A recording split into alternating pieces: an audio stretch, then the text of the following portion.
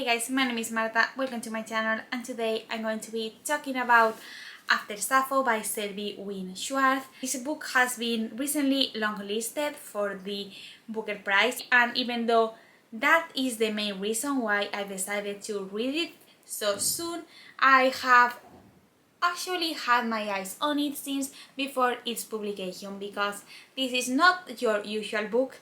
It has been labeled as a piece of speculative non-fiction, which means that the author has imagined a story from things that actually happened to a bunch of authors and other type of women artists that were living from the late 19th century to early 20th century in Europe. As the title suggests, this is a piece that discusses authors, female authors that are known for being lesbians, and it draws inspiration from the inspiration that these authors got from the ancient Greek great poetess Sappho. I would describe this book as a series of meditations inspired by many artists' life, from which the author talks about and invents upon a very unique and pretty weirdly tied story that isn't much of a story, because as a piece of non-fiction, this book has not a solid plot. The book basically begins and ends with the Italian Lina Poletti, which is a pretty unheard of woman artist, or at least one that I had never heard of, and ties her story with that of a bunch of other female artists that were living during this time period. It talks about very well-known authors like Colette, Virginia Woolf, or Sibylla Aleramo, as well as other type of artists like the actress Sarah Bernhardt. This is a very uniquely written story, from which I would highlight its very beautiful and poetic writing style that made me fall in love with some passages and some lines. But besides all of that, I do not feel like I got anything from the novel. I am not saying that this book is bad, it isn't. I personally really enjoyed my reading experience. I really enjoyed learning about these women, about how they struggle to make themselves heard and to be themselves.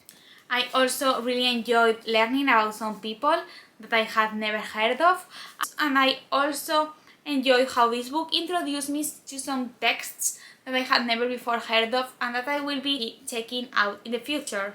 I also really enjoyed how cleverly written this story was, not only because of the fact that it takes inspiration from real events and constructs a story from them, but also from the links that the author establishes between ancient classical Greek elements and real 19th and 20th century events. The author is constantly establishing links between not only Sappho but also the ancient Greek grammar and mythological characters such as Cassandra and all these women she talks about. I also really enjoyed, as I have said, the author's writing style. I found it to be very poetic, very dreamy, and I found some lines very beautiful. I did not underline them because I am not so sure whether I want to keep this book or not, but I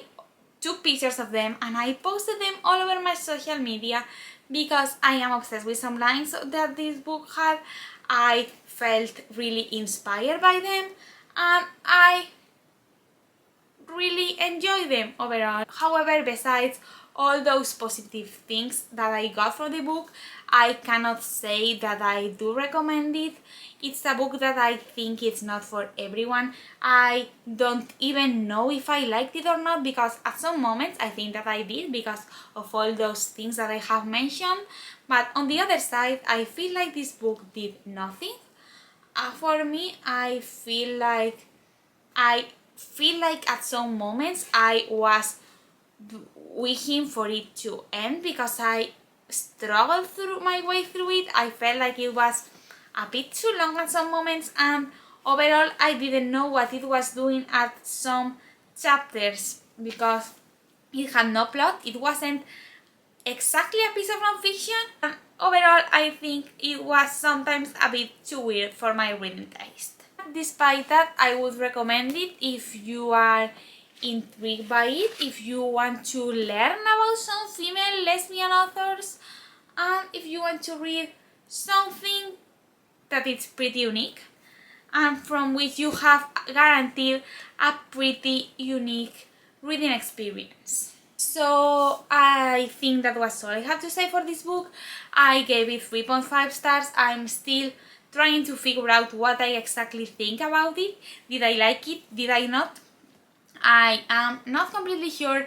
I like the writing style, as I have mentioned many times, but did I like the story?